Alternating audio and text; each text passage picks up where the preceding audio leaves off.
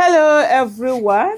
You just saw that short clip, very short clip. Although it didn't show much, but Sahara reporter said it's video, and it says former Aviation Minister Hadi Sirika escapes mob attack during palace visit in Katsina State.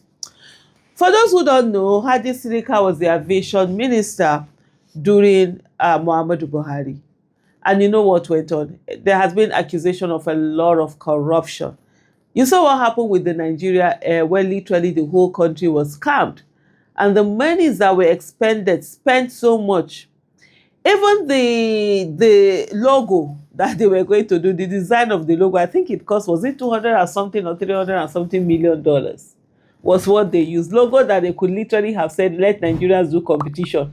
And prize money, 1 million naira. They would have gotten more, better thing than those lines that they just drew. And they called it logo. There were so many other things. They said they bought aircraft and all of that. Later, there were reports that was it Ethiopia Air or the other one of these airlines that they used their aircraft to just paint and said they were going to manage. It's a whole lot, but there's a whole lot of corruption that up to today has not been investigated. There are also reports that this same person also, built palatial, houses, palaces, whatever, in that state. And there is that anger. But beyond that is this, for one thing that I know, Katsina people, they know too well like that too. They crazy, not be small thing. Not be small thing. Me, I know Simon Edo woman, so it's not as if I'm insulting them or anything. We too, we know well like that. But recently, we just go down poor. You see, Katsina, and I was born and brought up in Kano State. And Kano State, has also a group, crazy citizens, who, as much as you would think that, the North, they will start, when they mean something, they go for it.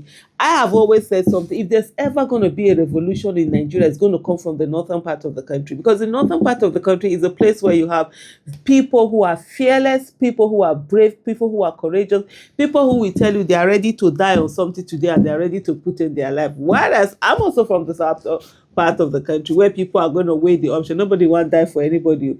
But in the northern part, nobody wants to. So one of the things that has been done repeatedly to keep people that is to use religion and use that religion to say, don't talk to elders, do this, do that. And a lot of people are getting angry because a lot of youth are facing what it means to actually be extremely disadvantaged, extremely poor, and one of the things that I think a lot of people are not paying attention to is the fact that there's social media, there's WhatsApp, there's TikTok, there's Instagram, there's Twitter, there's Facebook, but most importantly, TikTok. And people are able to exchange a lot of ideas. You're finding people, for those, like, for example, unlike Twitter, that it's mostly English in the Nigerian aspect that is used. So if you're not educated, you really can't speak English, it becomes a bit difficult for you to be able to navigate Twitter. In TikTok, there are communities where it's Hausa they do. So they are able to share more ideas or the language. For example, I found on Twitter, on TikTok, where the language is Sako. people are doing asako content and all of that. So people are able to navigate this social media, even if they really are not that much educated or what. But I'm not saying that they are not educated. But what I'm just saying, more people are being brought, on board. So but one of the things that people don't realize with the fact that people can get on social media, some people it is PG they use to communicate, they're able to understand. So it's not as if you have to be like an elitist. Okay, let me give you an example like LinkedIn now. LinkedIn is a place of more intellectual career, all of those kind of. TikTok is not like that. TikTok is a melting point where everything meets, and there's a churn, and it's churned out, and everybody gets a portion of what they want to do. Why am I doing this? I'm not just rambling.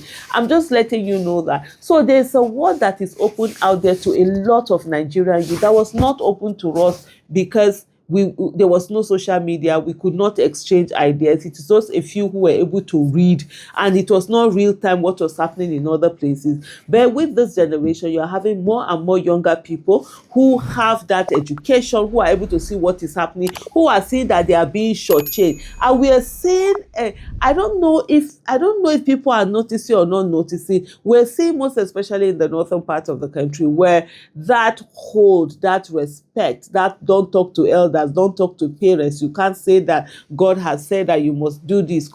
It's weakening.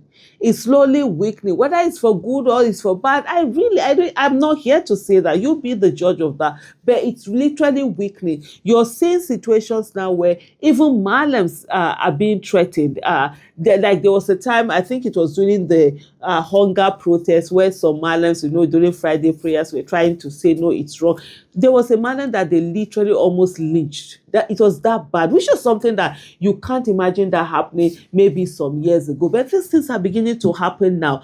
And because there is an anger amongst the youth. And for me, the thing that worries me the most is that if this anger is not properly directed, it's going to consume all of us. That's why the need to fight for good governance is something that every one of us should be invested in, should want to do, to ensure that,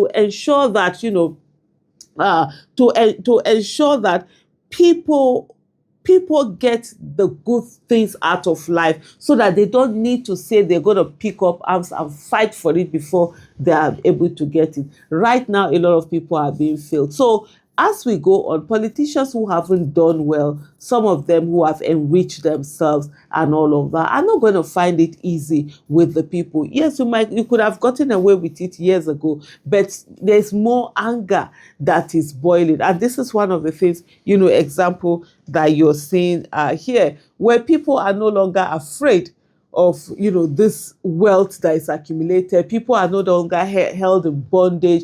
People are breaking free, and they're coming out, and they're ensuring that their voices are being heard. It is now left for us to give them the environment for their voices to be heard in a way that it's lawful, in a way that is constitutional. Otherwise, they are going to ensure that their voices are heard, whether you want to listen to it or you don't want to listen to it. This is just a warning. And I saw some of the statements out there where someone said that 2027 is going to be really interesting. It's not the way that a lot of these politicians are thinking is going to be business as usual. Somebody also said official EFCC is blind to the Nigeria air scam carried out under Buhari's government, and everyone involved is working free. This is why corruption keeps growing in Nigeria unchecked. You steal public funds and nothing happens as long as you're associated with the presidency.